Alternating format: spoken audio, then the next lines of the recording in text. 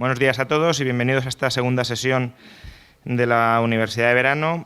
Mi charla, esta primera charla, lleva por título Liberalismo, blancos, negros y grises. Es decir, voy a tratar en esta breve conferencia de delimitar qué es claramente el liberalismo, qué no es claramente el liberalismo y qué zonas de grises que no son exactamente temas liberales, pero que guardan una estrecha relación o que pueden guardar una estrecha relación con el liberalismo, también existen, y a lo mejor temas en los que el liberalismo tiene que extenderse o tiene que plantear por coherencia interna o por estrategia o por mera aplicabilidad de los principios generales, tiene que plantear una postura, ¿no? Entonces, primero, ¿qué es el liberalismo?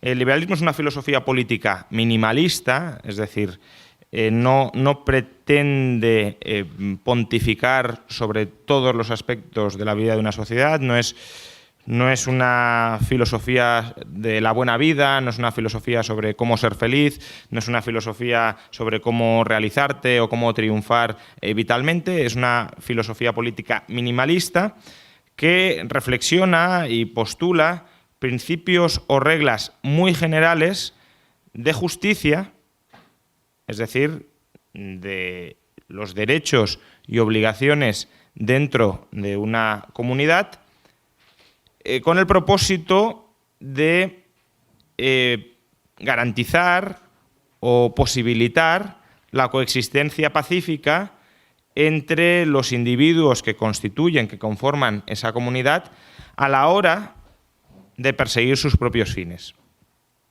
Esa es la idea general del liberalismo. Una filosofía minimalista busca los mínimos necesarios, los mínimos jurídicos necesarios para que los individuos que conforman una comunidad puedan desarrollar sus propias agendas vitales, puedan desarrollar sus propios proyectos vitales, coexistiendo con otros que también quieren desarrollar sus propias agendas vitales y que pueden o podrían ser incompatibles unas con otras. ¿Cómo llegamos a compatibilizar esos proyectos que a priori podrían ser incompatibles y que, por tanto, a priori no podemos decantarnos por ninguno de ellos y hay que permitir, o habría que permitir idealmente, que ambos tengan posibilidades de desplegarse, ¿no? Entonces, el liberalismo, por tanto, son principios o reglas o metarreglas sobre cómo debe estructurarse jurídicamente la sociedad. Y en este sentido, diría que hay tres grupos de reglas dentro del liberalismo. El primero es sobre el ámbito y las condiciones de aplicación de las propias reglas, es decir, a quién se le aplican las reglas y cómo se le aplican las reglas. El primer principio liberal es el individualismo. Los individuos son sujetos de derecho. Es decir, el sujeto de derecho, el sujeto al que le vamos a atribuir derechos y que no va a ser, por tanto, un objeto de derecho ajeno, sino que va a ser el titular de la soberanía jurídica dentro de una sociedad, es el individuo. No es ni el grupo, no es ni el Estado, no es ni el medio ambiente, el ecosistema, no es ni la raza, es el individuo. El individuo como ente, como sujeto que actúa para perseguir deliberadamente unos fines y, por tanto, estamos viendo al individuo como un ser que se va, en cierta medida, autoconstruyendo a partir de los proyectos que decide emprender a lo largo de su vida. Por tanto, primer principio, ya digo, individualismo, soberanía del individuo frente a todas las otras realidades o estructuras que puedan existir o que podrían ser titulares de esa soberanía. Por tanto, el foco, el ámbito de preocupación es la persona. Segunda regla sobre el ámbito y las condiciones de aplicación, igualdad. Fijaos que, de momento, el liberalismo, que es una filosofía que, como veremos, defiende y promulga la libertad, en los dos primeros principios todavía no he hablado de libertad. He hablado de individuo e igualdad entre individuos. ¿La igualdad en qué sentido? Igualdad jurídica. Algunos hablan de igualdad moral. Igualdad jurídica, igualdad de derechos. Todos los individuos poseen los mismos derechos. Es decir, no estamos desarrollando una filosofía política sobre los derechos de un grupo humano en particular, sino de todos los seres humanos, en términos exactamente igualitarios. Y creo que la igualdad es un valor que, como luego veremos, se han terminado apropiando otras filosofías políticas que quieren llevar esa igualdad mucho más allá que la igualdad minimalista que defiende el liberalismo, porque es una filosofía minimalista, mínimamente invasiva, que es la igualdad jurídica. Y ya digo, es un valor absolutamente incardinado en la tradición liberal. Por ejemplo, Hayek dice: la lucha por la igualdad formal y contra toda discriminación basada en el origen social, la nacionalidad, la raza, el credo, el sexo, etc., sigue siendo una de las características más importantes de la tradición liberal. O Mises: el pensamiento liberal siempre se ha preocupado por el conjunto de la humanidad y no por sus partes. El liberalismo no se detiene en grupos limitados, no termina en la frontera de la aldea, de la provincia, de la nación o del continente. Su pensamiento es cosmopolita y ecuménico, toma en consideración a todos los hombres y al mundo entero. En este sentido, el liberalismo es humanismo y el liberal es un ciudadano del mundo, un cosmopolita. Cosmopolita en el sentido de todas las personas, independientemente de su origen, raza, sexo, orientación sexual, tienen los mismos derechos, más allá, por tanto, de fronteras políticas, de fronteras religiosas, de fronteras culturales. Individualismo e igualdad. Sujeto de derecho individuo, todos los individuos tienen los mismos derechos. ¿Pero qué derechos? Este sería el otro bloque sobre cuáles son los principios básicos del contenido de las reglas liberales. El primer principio básico, claro, es la libertad. El derecho fundamental de toda persona es la libertad. Libertad entendida como la capacidad o el derecho a desplegar tus propios planes de acción. Lo que pasa es que, claro, al desplegar tus propios planes de acción, esos planes de acción pueden colisionar con otros planes de acción. Como decía, hay planes de acción que pueden ser incompatibles, o un plan de acción puede requerir la cooperación con otro que a lo mejor, precisamente porque no quiere cooperar, vuelve tu plan de acción incompatible si él no coopera, o imposible si él no coopera. Entonces, ¿cómo se estructura la libertad? Se estructura permitiendo que cada cual despliegue su plan de acción sin violentar los planes de acción de otros. Es decir, precisamente porque todos los planes de acción merecen a priori una misma consideración jurídica o una misma protección jurídica, nadie puede pisotear el plan de acción de otro, porque si lo hiciera estaría imponiendo su plan de acción sobre el del otro y, por tanto, ese otro no tendría el mismo derecho a la libertad que el primero. Por tanto, para compatibilizar los planes, al menos desde una perspectiva, ya digo, general, cualquiera puede actuar siempre y cuando no impida la acción de los demás, siempre y cuando no pisotee la acción de los demás. Y aquí la idea de coexistencia, de coexistir, es clave. Es decir, uno puede decir: tú me pisoteas porque no me haces caso, pero para obligarte, si te obligo a que me hagas caso, soy yo el que te estoy pisoteando a ti. En cambio, si cada cual desarrollamos nuestros propios planes sin que ninguno interfiera sobre el del otro, nadie pisotea a nadie. Vivimos en realidades separadas, si lo queréis, y cada uno en esas realidades separadas es capaz de desplegar su proyecto. Por tanto, derecho fundamental del liberalismo, la libertad entendida en la tradición no liberal, con matices, claro, pero como un principio de no agresión. Es decir, nadie puede agredir a otro, nadie puede convertir a otro en su esclavo, en su siervo, nadie puede imponerse sobre el otro a la hora de darle órdenes o amenaza de utilizar la violencia en caso de que esas órdenes no sean cumplidas. Sin embargo, la la libertad como principio general, como principio estructurador de la coexistencia entre las personas, como principio básico para permitir compatibilizar planes de acción heterogéneos y muchas veces contrapuestos, es insuficiente en un mundo donde los recursos son limitados y donde, por tanto, van a surgir conflictos inevitables sobre cómo compatibilizar esos planes. Es decir, no es posible en este mundo separar radicalmente a las personas y que cada uno emprenda un curso de acción en aislado frente a los demás si es que no hay posibilidad de convivir. Particularmente los conflictos se pueden dar en dos ámbitos. Uno, en el ámbito de los bienes materiales y otro en el ámbito de las personas o de las acciones deseadas.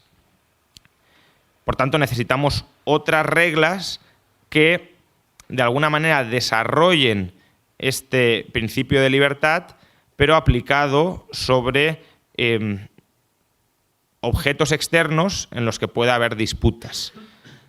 El primer principio que permite desarrollar este principio de libertad a la hora de dilucidar los conflictos o de resolver los conflictos que existen alrededor del mundo material es el principio o el derecho de propiedad. ¿Qué es el derecho de propiedad? Que cualquier persona puede incorporar cualquier bien dentro de sus planes de acción siempre que haya adquirido ese bien pacíficamente. ¿Cómo se adquieren los bienes pacíficamente? Si los bienes no son de nadie, es decir, si los bienes no han estado previamente incorporados en ningún plan de acción, ni por tanto nadie los estaba utilizando y por tanto nadie los estaba empleando para satisfacer sus planes vitales, pues simplemente apropiándotelo sin por tanto sustraérselo a nadie. Una vez te lo apropias y una vez lo incorporas a tus planes de acción, una vez ese objeto se vuelve parte indispensable en tu proyecto vital, cualquiera que esté sustrayéndote ese bien está atentando contra tu plan vital. Entonces, en la medida en que nadie tiene derecho a atentar contra los planes vitales de otros, nadie tiene derecho a imponer su propio plan vital sobre los de otros, la propiedad, el disfrute del medio pacíficamente adquirido para completar tus proyectos vitales se vuelve parte inseparable de esa defensa de la libertad personal. Pensad que sin propiedad la libertad personal quedaría tremendamente aguada o tremendamente vaciada. Si todo fuera de todos, por ejemplo, que sería una posible alternativa, en realidad no existiría libertad. Lo que existiría es una licencia que todos, a lo mejor democráticamente o a través de un líder capaz de movilizar voluntades, una licencia que el grupo le otorgaría a una persona para que pueda disfrutar de algunos, pueda perseguir algunos fines o no. Imaginad que la comida se distribuyera en función de lo que el grupo quisiera. Pues evidentemente el grupo podría decidir matar de hambre a una persona. O imaginemos que el papel o los ordenadores se distribuyeran según lo que el grupo quisiera. En ese caso, también, ¿cómo podría un individuo tratar de desplegar su libertad para investigar, para criticar, para desarrollar ideas, cuando los medios materiales que necesitas para realizar cualquiera de esas actividades son propiedad del grupo o caen bajo el dominio del grupo y, por tanto, el grupo es quien decide qué se hace y qué no se hace? Por tanto, para que el plan vital de cada persona se pueda desarrollar, es necesario la posibilidad de apropiarse de medios o de aquellos medios que necesita para desarrollar ese plan vital, respetando esa misma capacidad de apropiación de medios de otras personas a la hora de desplegar sus planes vitales. Y, por supuesto, la otra vía de adquirir pacíficamente la propiedad es con la transmisión. Es decir, si yo soy propietario y te regalo, te vendo, te entrego mi propiedad, tú devienes propietario en la medida en que yo soberanamente sobre mi propiedad he decidido renunciar a ese derecho. Por tanto, la propiedad es la forma de solventar las disputas en torno a la realidad material que nos envuelve. Aquel que se haya apropiado primero de esa realidad material sin haber conculcado los derechos de los demás, sin haberles agredido, sin haberles aniquilado, sin haberles explotado, sin haberles excluido violentamente del proceso de adquisición, deviene dueño, deviene soberano de ese objeto y por tanto puede utilizarlo como le plazca, salvo evidentemente para agredir a otras personas o para pisotear los planes vitales de otras personas. El segundo principio sobre cómo regular la convivencia dentro de una sociedad es a través de los contratos, ¿bien? De la autonomía contractual. La libertad, por tanto, también comprende el derecho a obligarse en favor de terceros. Un contrato al final es renuncio a parte de mis derechos, el derecho a que no pisotees o a que no interfieras en mi plan de acción, renuncio parcialmente a que tú puedas interferir en mi plan de acción, normalmente a cambio de algo. Normalmente a cambio de que tú también renuncies a que yo pueda interferir en tu plan de acción. Los contratos son instrumentos para formalizar acuerdos sobre hacer, no hacer o dar cosas.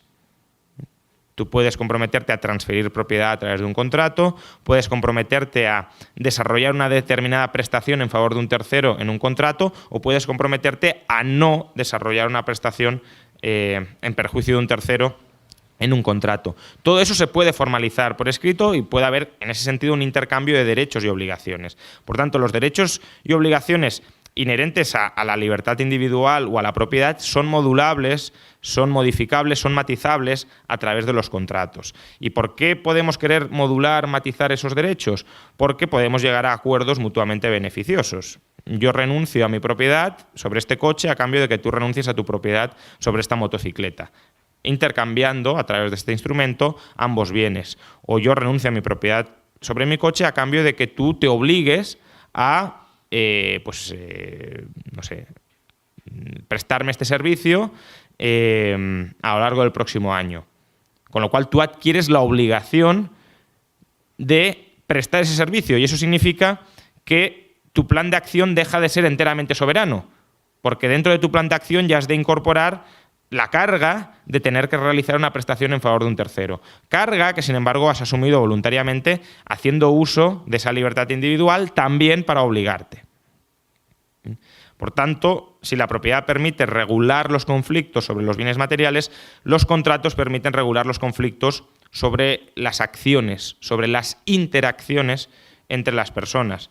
Si yo quiero que tú hagas algo, porque lo necesito, negociamos en qué condiciones tú estás dispuesto a hacer ese algo. Porque si yo te impongo que tú hagas ese algo en favor de mí sin que tú estés de acuerdo, evidentemente sí estoy pisoteando tu plan de acción.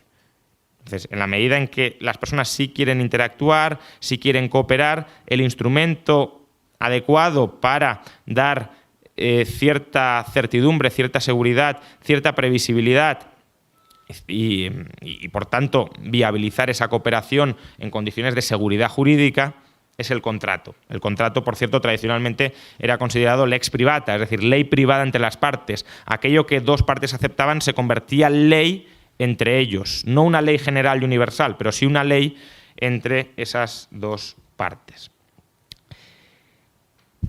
Y la cuarta norma sobre el contenido sustantivo de los derechos y obligaciones liberales es un principio, una norma que no siempre se expone, no siempre se pone de manifiesto y que también es muy importante porque si no las otras tres pierden gran parte de su sentido, que es la reparación.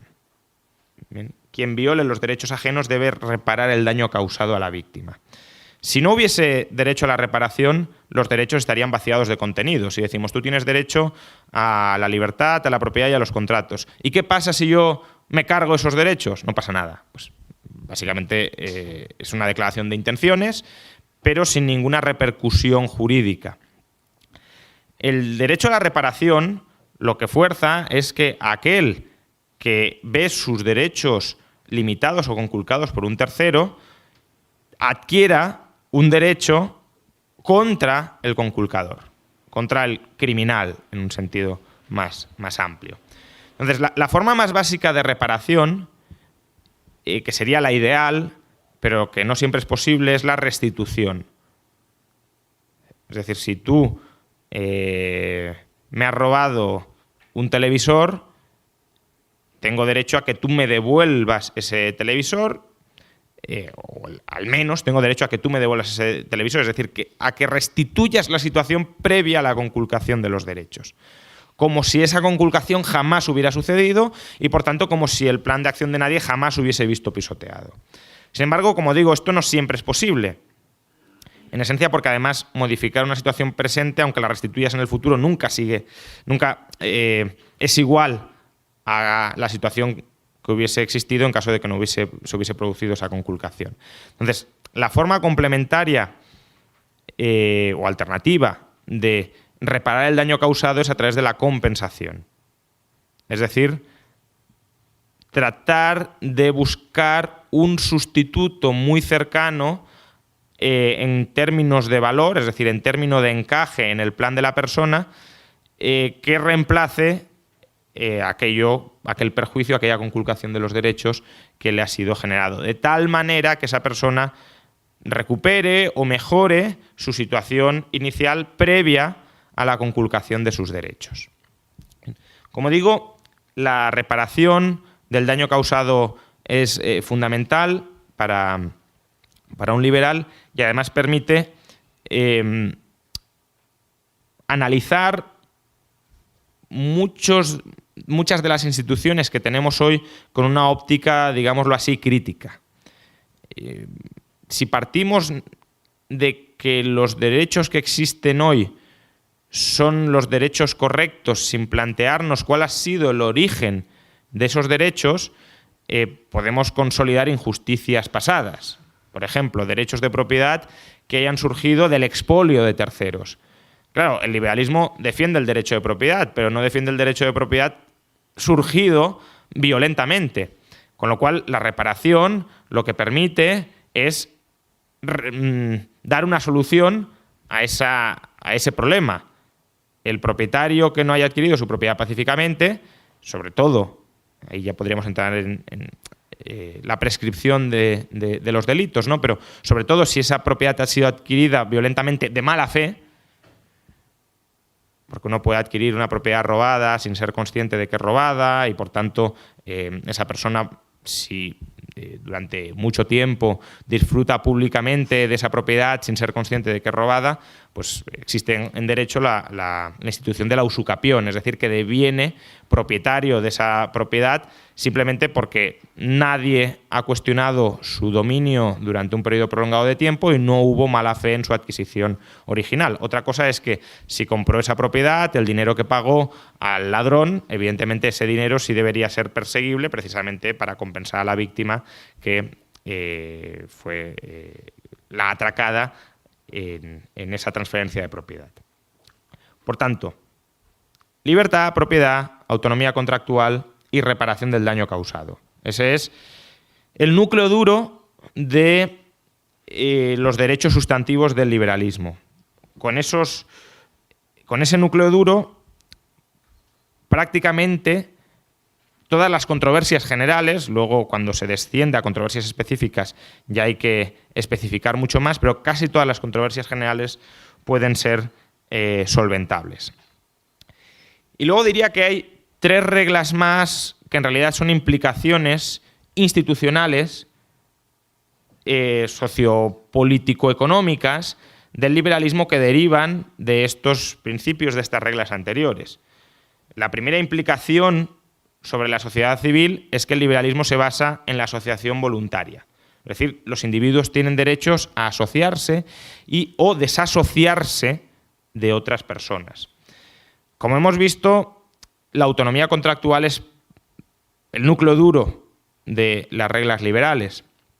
Lo que pasa es que los contratos normalmente son contratos entre 2 partes, bilaterales, no tiene por qué ser así, pero suele ser así, y muchas veces es para cooperaciones esporádicas, para cooperaciones no recurrentes en el tiempo. De nuevo, no tiene por qué ser así, puede haber contratos de suministro de largo plazo, pero en general son contratos efímeros. En cambio, si queremos de alguna manera regular la estructura de la convivencia diaria entre un grupo muy amplio de personas, ahí es cuando adquiere sentido la libertad de asociación.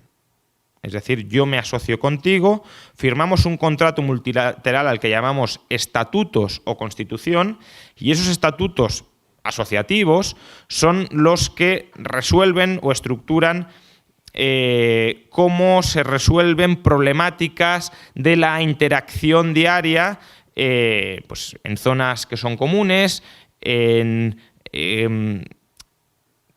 efectos que necesariamente se desprenden de las acciones de unos y que afectan a otros por una vía, digamos, indirecta, lo que podrían ser externalidades.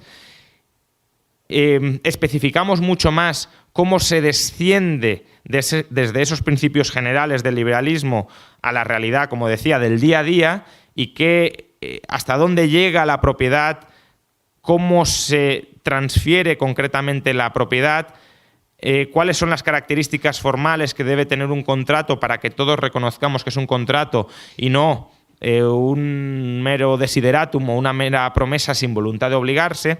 Todo eso es lo que al final se genera a través de la asociación o desasociación voluntaria, porque la otra parte de la desasociación es justamente que nadie está obligado, sobre todo si no ha prestado su consentimiento expreso original, nadie está obligado a vivir dentro de una asociación o de una comunidad amplia, como decía, donde él no ha prestado ese consentimiento y por tanto donde se le están imponiendo unas reglas que él jamás ha consentido, sobre las que jamás ha consentido y que desbordan con mucho esa ética minimalista del liberalismo. Por tanto, posibilidad de entrar en asociaciones y de salir de asociaciones. Si no existe posibilidad de salir de ciertas asociaciones en las que uno no ha entrado voluntariamente y aceptando ciertas reglas, incluso diría yo, aunque esto da para debate, incluso si las has aceptado sin cláusula de salida, denegar la cláusula de salida bajo cualquier concepto te termina convirtiendo en una especie de siervo o esclavo que en cierto modo atenta contra los principios nucleares del liberalismo, pues imposibilitar la salida, imposibilitar la separación, la secesión, en última instancia te convierte en rehén de un grupo y de un conjunto normativo que tú no has aceptado. Bien, ese era el corolario para la implicación para la sociedad civil, asociación y desasociación. La implicación para el mercado sería el libre comercio. Los individuos tienen derecho a cooperar y competir con otros individuos a la hora de producir y distribuir bienes. El modelo económico del liberalismo es el libre mercado. La concurrencia para la competencia. Básicamente, cualquiera puede dedicarse a cualquier profesión, no hay impedimentos legales o gremiales que impidan, que prohíban que tú produzcas un determinado bien o servicio.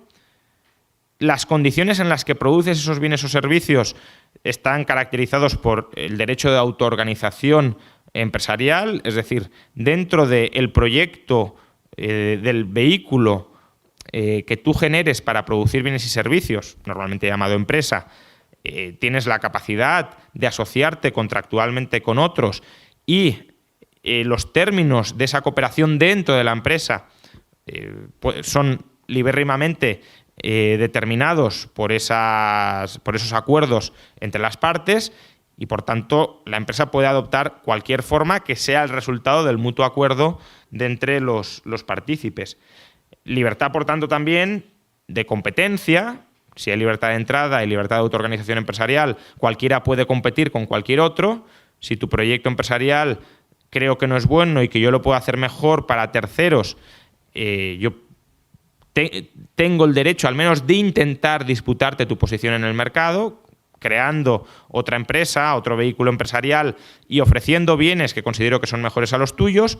También libertad de difusión de ideas. La publicidad, al final, no es más que una forma de comunicarte o de informar a tus potenciales contrapartes, a tus potenciales clientes, a tus potenciales factores complementarios de las bondades de cooperar contigo y, por tanto, toda limitación a esa libertad de difusión de ideas, al margen de que pudiéramos considerarlo una limitación de la libertad de expresión, es también un atentado contra ese libre mercado que se deriva del derecho de propiedad, del derecho de contratos, del derecho de asociación en el ámbito estrictamente económico o productivista de la sociedad.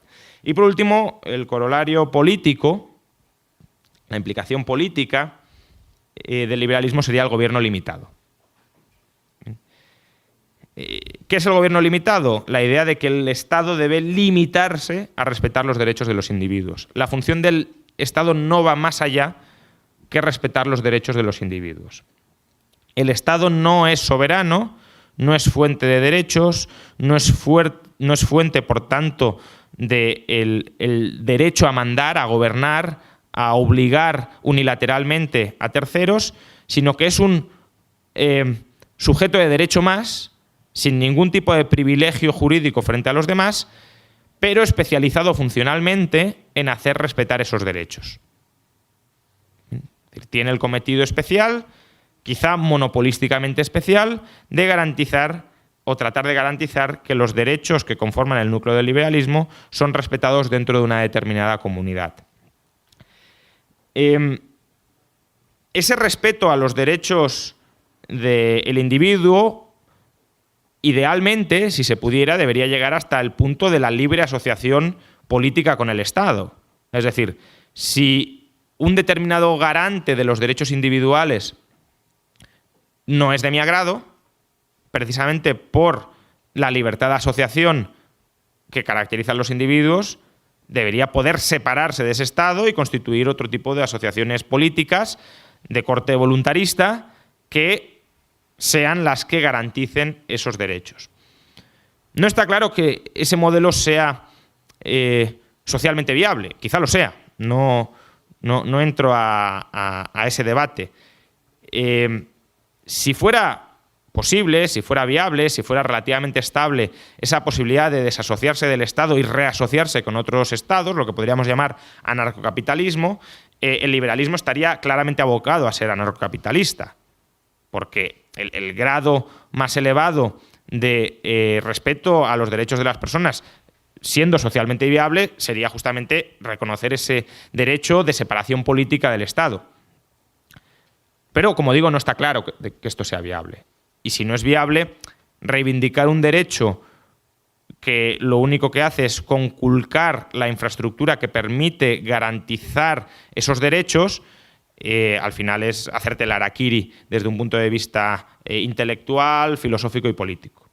Pero, como digo, este es un debate en parte científico sobre cuáles son las funciones imprescindibles del Estado, si es que hay alguna función imprescindible del Estado. En todo caso, si el Estado es imprescindible, lo que está claro es que necesitamos pesos y contrapesos formales que limiten el poder del Estado, que lo mantengan maniatado, y esos pesos y contrapesos no solo me refiero a diseños institucionales o intrainstitucionales del Estado que limiten su poder, sino también pesos y contrapesos externos al Estado que limiten su poder. Por ejemplo, una sociedad civil movilizada contra la expansión del poder político, por ejemplo, organizaciones, ya sean iglesias, universidades, asociaciones civiles, ONGs, que planten cara a la expansión del poder del Estado más allá de el que estaría estrictamente justificado como garante de los derechos. Y a su vez, y esto es importante, creo, remarcarlo, precisamente porque el Estado no es soberano, la democracia tampoco es soberana sobre el individuo. Es decir, el liberalismo parte de la defensa del derecho del individuo, no del derecho del grupo a gobernar al individuo, ni siquiera cuando ese grupo se organiza asambleariamente, siempre y cuando, claro, el individuo no se haya adherido voluntariamente a esa asamblea. Si el Estado, como decía antes, puede que sea inevitable y que, por tanto, en cierto modo estemos adheridos forzosamente a una determinada organización política, lo que desde luego hay que garantizar es que esa organización política de la que no podemos desvincularnos políticamente no invade ámbitos de nuestra vida que no sean absolutamente imprescindibles que invada. Es decir, el Estado, precisamente porque no me puedo desvincular de él, no puede ponerse a regular, pues, no sé, cuestiones que atentan directamente contra los planes de la vida de las personas cuando no ha habido delegación expresa de cada individuo de que esas cuestiones sean reguladas por ese Estado. Ya digo, puede ser imposible, insisto, delegar cualquier cuestión, pero todo aquello que sea posible que no se delegue no son competencias de las que el Estado se puede apropiar, porque eso sería exactamente pisotear los planes vitales de las personas, aun cuando se haga en nombre de la mayoría. Eso es simplemente otorgarle al grupo un derecho de soberanía frente al individuo. Y a su vez, el Estado también debe limitarse no solo internamente, es decir, dentro de su comunidad, sino también externamente. Es decir, no debe ser imperialista a la hora de invadir, conquistar, someter, sojuzgar a otros individuos. Bien, esto es el blanco. Voy a ir rápido porque ya no queda mucho tiempo. ¿Qué es el negro? Movimientos, corrientes, ideologías que claramente no son liberales, es decir, que no tienen ningún encaje dentro del liberalismo. Socialismo o comunismo, es decir, la idea de que hay que socializar, comunitarizar los medios de producción para eliminar todas las relaciones de poder económico y, por tanto, distribuir igualitariamente ese poder. Claramente, el socialismo o comunismo atenta contra la libertad de las personas a desarrollar su proyecto vital adquiriendo propiedad privada. Si la propiedad privada de los medios de producción no está garantizada, una persona no puede, por ejemplo, realizarse vitalmente promoviendo un proyecto empresarial. El proyecto empresarial es un proyecto tan legítimo como puede ser un proyecto intelectual. De hecho, en cierta medida es un proyecto intelectual canalizado a la vía productiva. Socialdemocracia, pues la idea de la igualdad de oportunidades a través de la redistribución forzosa de la renta desde unos ciudadanos supuestamente más favorecidos a otros más desfavorecidos.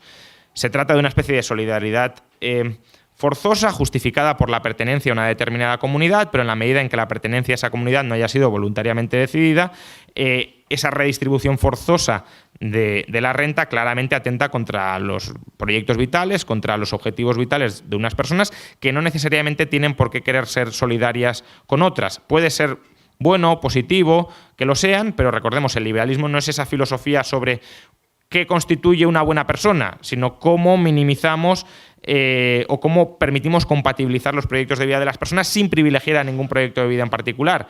Si unas personas son parasitadas por otras, evidentemente no se está garantizando esa igualdad moral de los proyectos vitales. El fascismo, ¿qué es el fascismo? Pues la idealización del Estado como expresión histórica más avanzada de un determinado grupo nacional. Por ejemplo, ¿cómo definía Mussolini el fascismo? Pues el fundamento de la doctrina fascista es la concepción del Estado, de su esencia, de sus cometidos, de sus finalidades. Para el fascismo, el Estado es un absoluto, ante el cual los individuos y grupos son relativos. Individuos y grupos son concebibles en cuanto estén en el Estado. Por tanto, claramente, el fascismo es la ideología que confiere soberanía moral absoluta al Estado y, por tanto, es algo absolutamente contrario al liberalismo, porque atenta contra el principio fundamental que es la soberanía individual y, desde luego, la libertad del individuo frente a ese absolutismo estatal. Y, por último, también el conservadurismo. El conservadurismo es la idea de respetar la tradición o la civilización, es decir, las normas heredadas. Ahora debatiré en breve en qué medida el liberalismo se pueda compatibilizar con el conservadurismo, pero desde luego el liberalismo y conservadurismo son ideologías distintas, porque en ocasiones la tradición, las normas recibidas entran en conflicto con la libertad individual.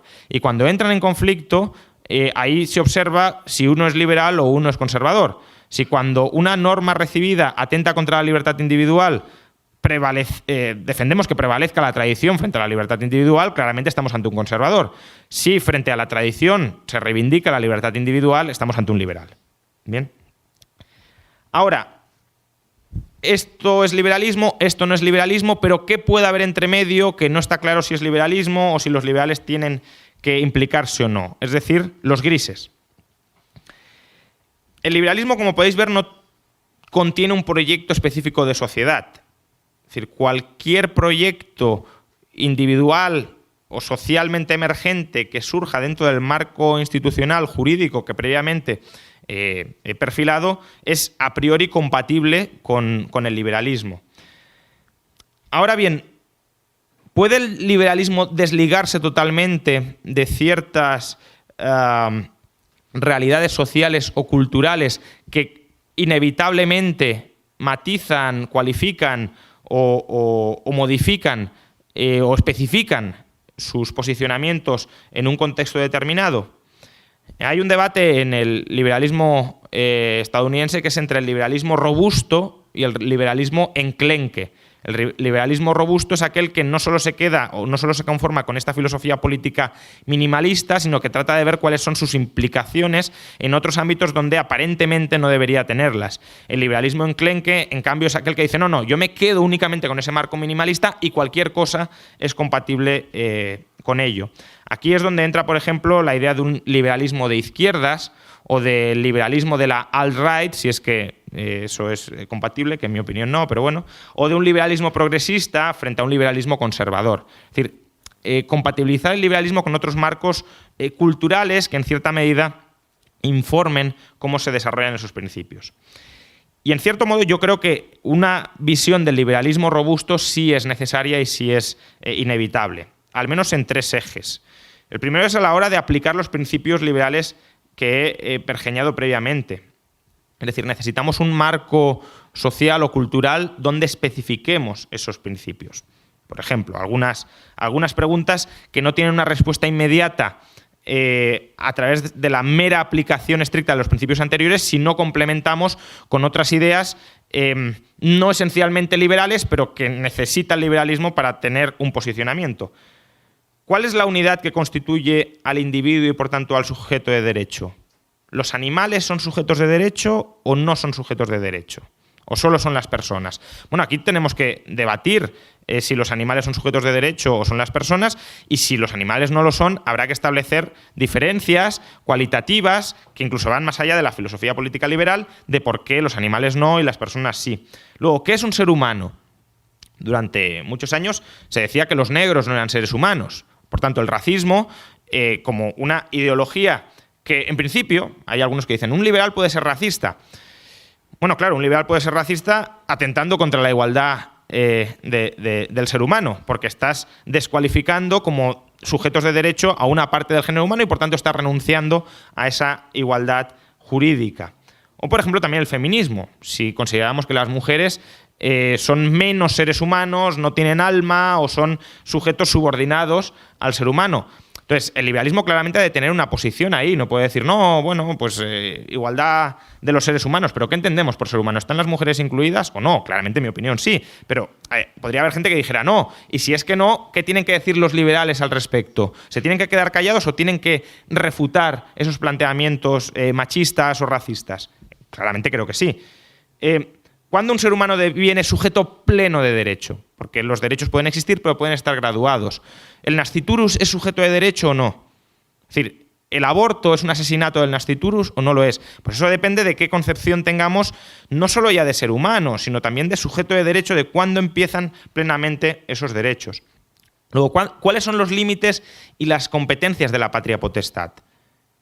Vale, es verdad, el niño queda subordinado a la tutela del padre, pero ¿qué puede hacer el padre en el ejercicio de su tutela? ¿Puede maltratar al menor? ¿Puede esclavizar al menor? Es decir, ¿cuál es el contenido, ya que los derechos son modulables normalmente con la responsabilidad y con la edad, cuál es el contenido de las potestades de la tutela paterna?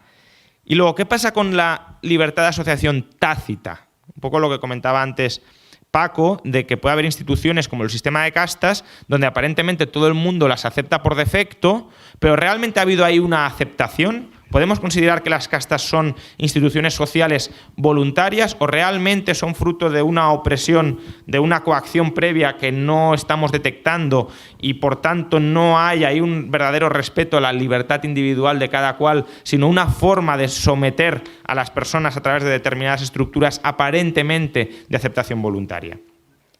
Luego, segundo ámbito de grises, el liberalismo también ha de ser coherente con sus propios principios. Es decir, ¿por qué somos liberales? ¿Somos liberales porque, bueno, hemos caído aquí? ¿O porque consideramos que hay algo verdaderamente valioso dentro de los objetivos del liberalismo? ¿Y qué es eso algo meramente valioso? Algunos liberales dicen minimizar la violencia, pero minimizar la violencia per se no creo que sea el objetivo realmente de ningún liberal. En Corea del Norte, por ejemplo, la violencia, al menos en términos sociales, está absolutamente minimizada. Podemos decir que hay una violencia institucionalizada muy fuerte, por supuesto, pero a cambio de que la sociedad esté más o menos pacificada. Después de matanzas generalizadas también hay una minimización de la violencia en la medida en que prácticamente no queda nadie vivo. Entonces, la idea de la paz de los cementerios. Los cementerios es el sitio más pacífico que existe, pero evidentemente no es el ideal de una sociedad civil vibrante.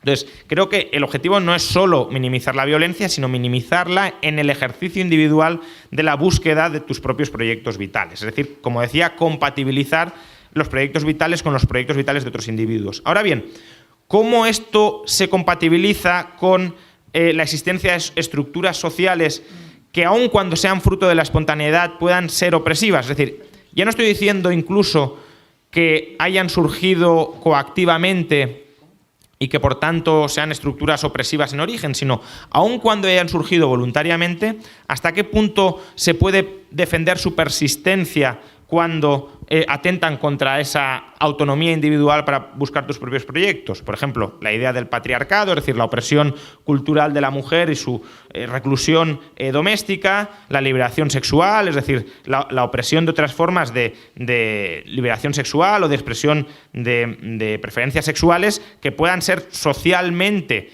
marginadas. Nadie coacciona realmente a nadie, pero hay una presión social muy fuerte que... La cuestión es, el liberalismo debe tratar de combatir, corregir eso, es decir, promover una tolerancia bien entendida, o como es fruto de la espontaneidad ya da igual.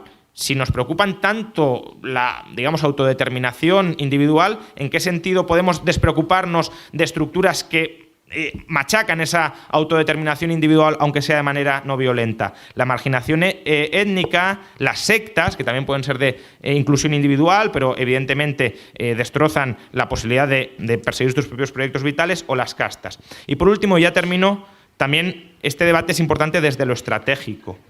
Es decir, una sociedad libre no se mantiene, no se perpetúa en un éter institucional, es decir, hay entornos institucionales que son más proclives a que perdure una civilización, digamos, defensora de las libertades, y otras que destruyen ese marco institucional, por ejemplo, que promueven guerras civiles, matanzas mutuas o simplemente el surgimiento de un Estado opresor. Entonces, ¿debe el liberalismo tratar de promover o defender esas instituciones? Es decir, ¿cómo el liberalismo se compatibiliza con un orden liberal frente a un caos disolvente? Pues bueno, ¿qué tiene que decir el liberalismo, por ejemplo, en el debate consumismo voraz o sociedad de propietarios? Es decir, ¿el liberalismo tiene que promover la frugalidad, la austeridad, el ahorro como base de la sociedad, o da igual el cortoplacismo excesivo de las personas aun cuando consuman toda su propiedad simplemente por ser una expresión de su libre elección? Cuando digo promover no digo coactivamente, claro, sino culturalmente, divulgativamente, etcétera. Debe defender una sociedad del sálvese quien pueda, es decir, bueno, quien se muera en la calle da igual porque al final no ha habido coacción implicada, o debe promover redes sociales de ayuda mutua para tratar de dar acomodo a esas personas y que esas personas no se conviertan en elementos desestabilizadores de la sociedad liberal. ¿Debe defender la familia tradicional como único modelo en el que la sociedad pueda desarrollarse, o debe abrazar modelos de familias diversas, modernas y adaptadas a los nuevos entornos tecnológicos y culturales en los que vivimos? ¿Debe defender sociedades culturalmente homogéneas, es decir, una especie de nacionalidades cerradas, o sociedades abiertas y culturalmente heterogéneas, es decir, no el nacionalismo sino el internacionalismo? ¿Debe defender el desarme voluntario de la sociedad, es decir, que la gente no tenga armas como prevención a que puedan estallar conflictos, o todo lo contrario, sociedades muy armadas donde también puede haber conatos de estallidos violentos. Debe tolerar las ideologías que, aún sin cuestionar la igualdad jurídica de las personas, en última instancia terminan minando esa igualdad moral de las personas, como el racismo, el machismo o también el embrismo. Es decir, que si bien no disputan que todos los sujetos sean sujetos de derecho, al final, si empiezas a establecer verdaderamente diferencias morales entre las personas, en última instancia llegarás a una situación donde se plantearán que esas personas deben tener derechos distintos. O debe atacar intelectualmente tales ideas. Debe ser indiferente, por ejemplo, ante la religión, como algunos dirán, como una suerte de supersticiones que alienan en gran medida la autonomía individual, y debe, por tanto, promover un ateísmo científico, militante, honesto intelectualmente, o en cambio debe abrazar la tradición como una institución estructuradora de la sociedad y cohesionadora de la sociedad. O por último, debe estratégicamente evitar meterse en estos debates, que son debates espinosos, que no están directamente relacionados con el núcleo liberal, porque son debates que dividen y que, por tanto, que nos alejan de una cierta unión a la hora de dar la batalla política y de las ideas, o en cambio estos son debates en los que sí que hay que entrar, porque el liberalismo coherentemente aplicado, persistentemente aplicado y específicamente aplicado no puede prescindir de tener una opinión sobre todas estas cuestiones. Muchas gracias.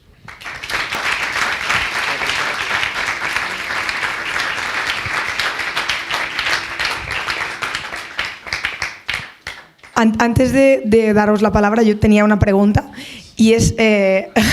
joder, que no he preguntado hasta ahora. Si te parece problemática la definición de libertad como ausencia de coacción, sobre todo en el sentido en cómo se define la coacción, ¿no? Como amenaza con el uso de la violencia o como uso de la violencia.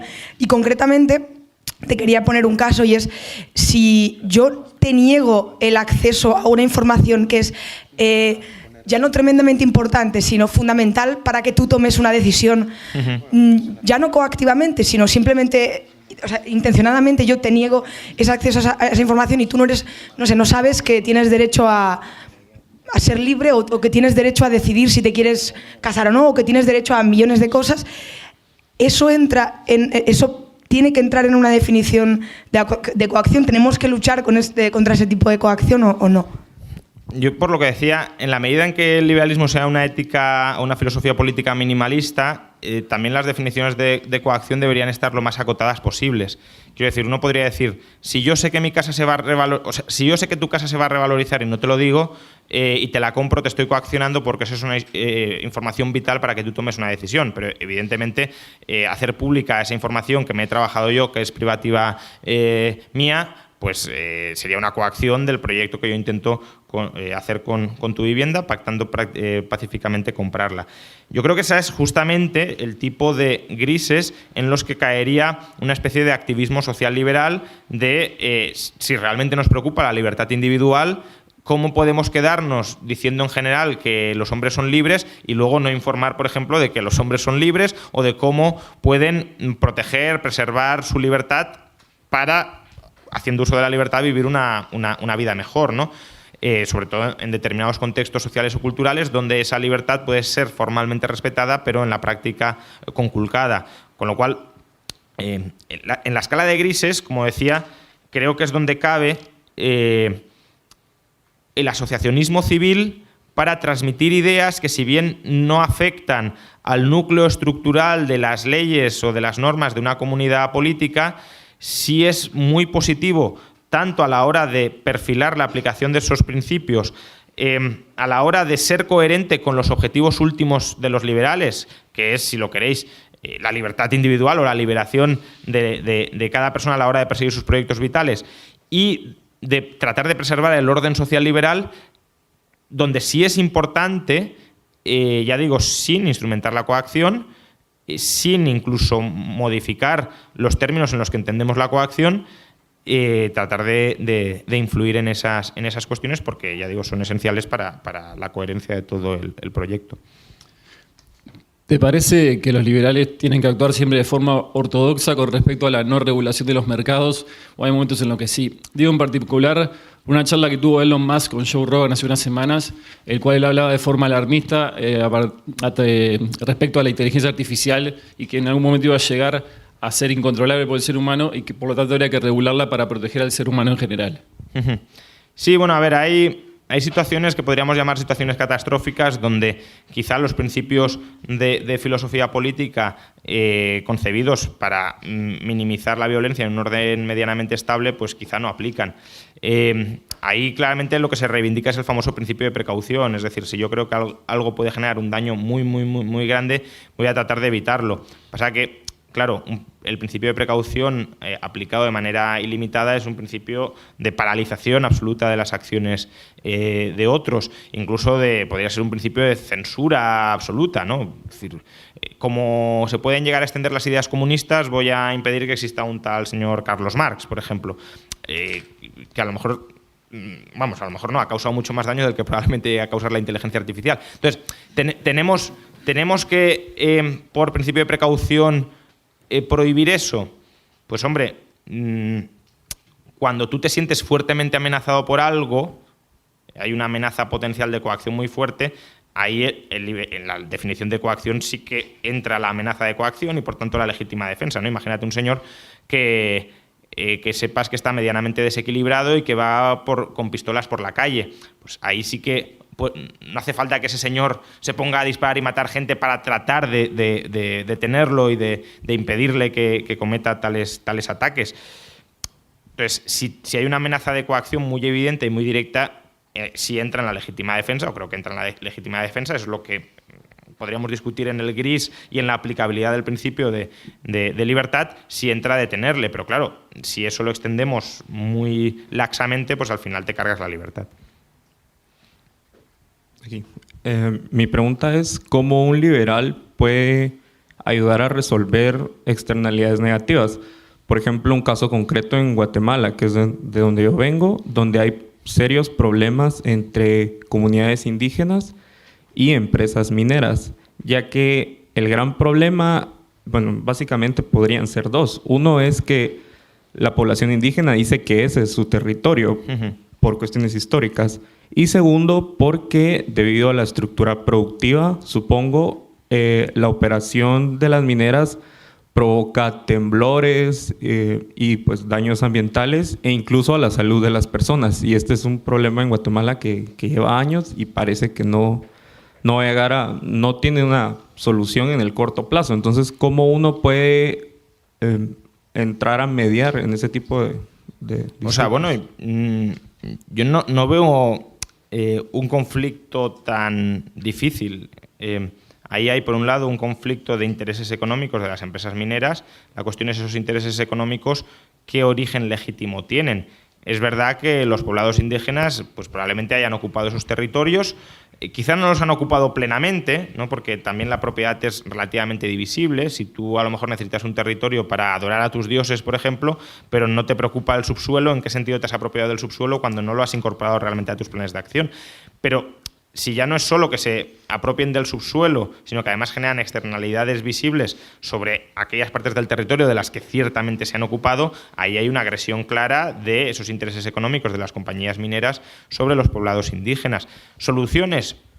Pues parece que las soluciones que mejor funcionan, de nuevo, es respetar los principios liberales. Si los poblados indígenas son copropietarios de esos territorios, reconozcámosles el derecho de copropiedad sobre esos territorios y luego ya las empresas mineras se encargarán de negociar con ellos los términos de apropiación o de aprovechamiento de esos territorios, porque les tendrán que pagar un dineral si quieren explotarles, un canon o lo que sea, o directamente comprarles el territorio, pueden vender una parte, no otra, pueden exigir que exploten las minas pero sin generar daños en el territorio que, por ejemplo, ellos sigan ocupando. Pero claro, ¿dónde está el derecho original?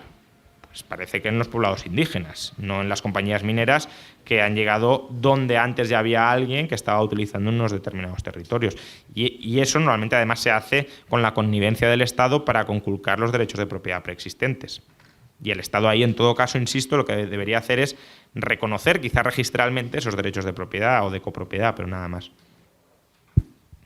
Pues muchas gracias por la charla. Yo quería preguntarle... ¿Sobre eso? Sí. Si partimos de una situación, digamos, negra, poniendo al liberalismo como punto blanco, ¿ve usted asumible renunciar a ciertos principios o a ciertos matices con tal de pasar a un gris que, si no es el blanco que nosotros desearíamos, sí se acerca más a ese blanco, pero a coste de renunciar, digamos, a esa coherencia total o a esa ponencia totalmente ideológica? Bueno, eso ya sería una estrategia política. Yo creo que una cosa es el horizonte, que tienes que tenerlo más o menos claro, con todo el debate o con todos los matices que pueda haber, pero que es, digamos, la vara de medir con la que te vas a comparar qué está bien y qué está mal, estamos bien o estamos mal. Y otra es cómo persuadimos a otros o a qué negociaciones sociales o políticas llegamos en un contexto donde evidentemente la mayoría de la población no es liberal y los liberales también tenemos que ser inteligentes a la hora de conseguir que una mayor parte de nuestras libertades sea respetada. Pero bueno, yo creo que ese es el ámbito de la política, que es un ámbito en el que, por cierto, confío bastante poco porque es más un ámbito donde teóricamente se debería hacer eso, pero donde se hacen otras cosas y es casi inevitable que se hagan otras cosas muchísimo peores. Y otro es el ámbito de las ideas y el ámbito de la filosofía moral, que en última instancia son las ideas que terminan permeando a la sociedad y que terminan configurando las percepciones de la sociedad sobre los acontecimientos. Yo creo que no hay que renunciar a la coherencia de los principios liberales en ese ámbito, y en el ámbito estratégico muy cortoplacista, pues quizá un político pueda hacerlo, en plan voy a bajar impuestos, pero no voy a renunciar a otras cosas. Bueno, todo lo que nos acerque al horizonte, bienvenido sea, aunque no se presente un programa maximalista, pero ya digo, eso en el caso estricto de la política. En el caso de las ideas, creo que sí que hay que ser radicales, y es decir, hay que ir a la raíz de la cuestión. Sí, ayer hice una pregunta similar. ¿Qué claves ves tú que puedan ser divulgadas de una forma sencilla a la población para poder competir con los principios no liberales o de izquierdas?